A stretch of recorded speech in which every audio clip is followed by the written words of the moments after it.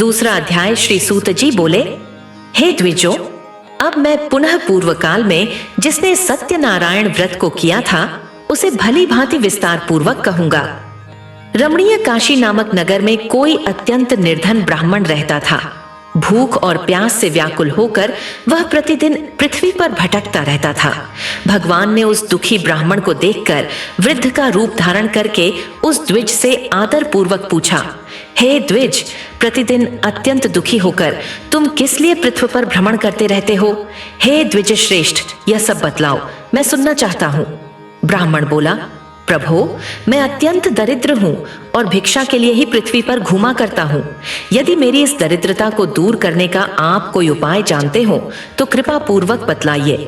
वृद्ध बोला, हे देव, सत्यनारायण भगवान विष्णु अभीष्ट फल को देने वाले हैं। हे विप्र, तुम उनका उत्तम व्रत करो, जिसे करने से मनुष्य सभी दुखों से मुक्त हो जाता है।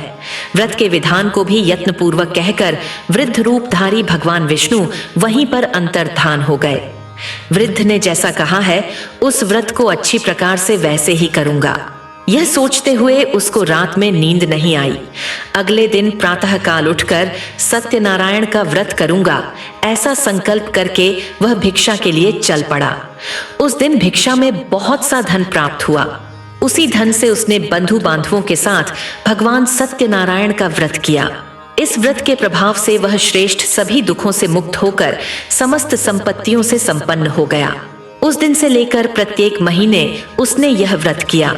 इस प्रकार भगवान सत्यनारायण के इस व्रत को करके वह श्रेष्ठ सभी पापों से मुक्त हो गया और उसने दुर्लभ मोक्ष पद को प्राप्त किया। हे विप्र, पृथ्वी पर जब भी कोई मनुष्य श्री सत्यनारायण का व्रत करेगा उसी समय उसके समस्त दुख नष्ट हो जाएंगे। इस प्रकार भगवान नारायण ने महात्मा नारद जी से जो कुछ कहा मैंने वह सब आप लोगों से कह दिया। आगे अब और क्या कहूं? हे मुने, इस पृथ्वी पर उससे सुने हुए इस व्रत को किसने किया? हम वह सब सुनना चाहते हैं। उस व्रत पर हमारी श्रद्धा हो रही है। श्री सूत जी बोले, हे मुनियों, पृथ्वी पर जिसने यह व्रत किया उसे आप लोग सुने। एक बार वह द्विज श्रेष्ठ अपनी धन संपत्ति के अनुसार बंधु बांधवों तथा परिवारजनों के साथ व्रत करने के लिए उद्यत हुआ। इसी बीच एक लकड़हारा वहां आया और लकड़ी बाहर रखकर उस ब्राह्मण के घर गया।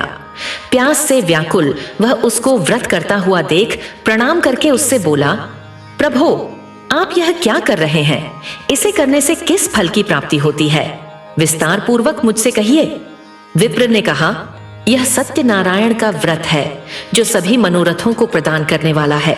उसी के प्रभाव से मुझे यह सब महान धन धान्य आदि प्राप्त हुआ है।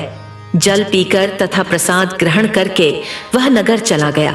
सत्यनारायण देव के लिए मन से ऐसा सोचने लगा कि आज लकड़ी बेचने से जो धन प्राप्त होगा उसी धन से भगवान सत्यनारायण का श्रेष्ठ व्रत करूंगा।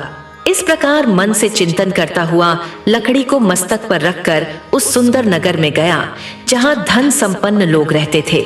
उस दिन उसने लकड़ी का दुगुना मूल्य प्राप्त किया।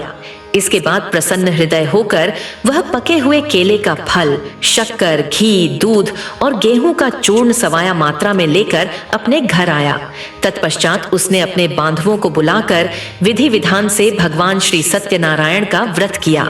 उस व्रत के प्रभाव से वह धन पुत्र से संपन्न हो गया और इस लोक में अनेक सुखों का उपभोग कर अंत में सत्यपुर अर्थात बैकुंठ लोक चला गया।